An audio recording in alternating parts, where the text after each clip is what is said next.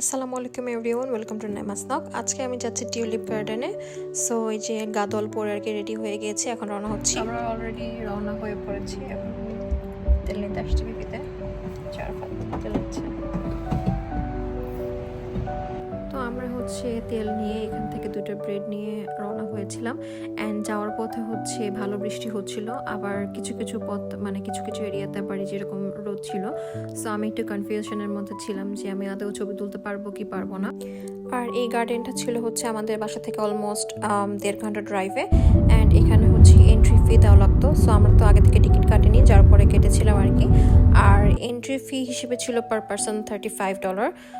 Honestly $35 আমাদের কাছে অনেক বেশি এক্সপেন্সিভ মনে হয়েছে, কারণ লাস্ট টাইম যখন আমরা চেরি পিকিংয়ে এবং অ্যাপেল পিকিংয়ে গিয়েছিলাম তখন আমাদের পার পারসন টিকিট পড়েছিল $10 to $15। সো সেই হিসেবে $35 অনেক বেশি এক্সপেন্সিভ। তো আমরা গার্ডেনে চলে এসেছি, এখন চলেন আমরা সবাই গার্ডেনটা একটু এক্সপ্লোর করে আসি। Let's go. Spring brings tulips, summer's roses bloom. Fall's chrysanthemums, winter snowdrops room.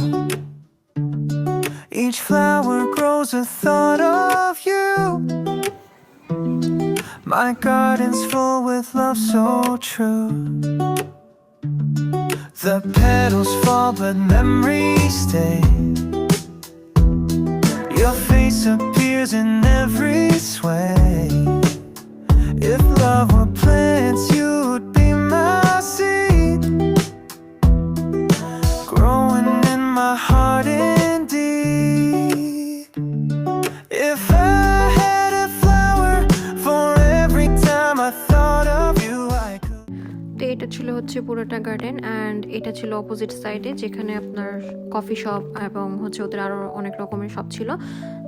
অনেক জায়গায় ওরা টিউলিপের বিভিন্ন রকম স্টিকার্স, তারপরে খেলনা টাইপের যেগুলো ছিল ওগুলো সেল করতেছিল।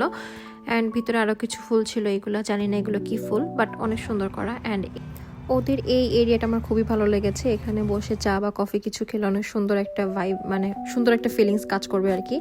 আর এইটাও ডেকোরেশনটা তো সুন্দর সামনে থেকে। তো আমার সামনে থেকে একটু ছবি না হয় নাই, বাট অনেক সুন্দর ছিল।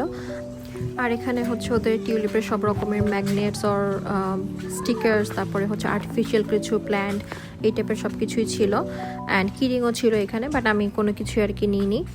আর সাথে এখানে ওদের বিভিন্ন রকমের আর কি বলে এগুলো, ম্যাগনেট ফ্লাওয়ার্স বা বাটারফ্লাই, এই যে হ্যাঁ এগুলোর কথা বলতেছিলাম আর কি, এগুলোও ছিল।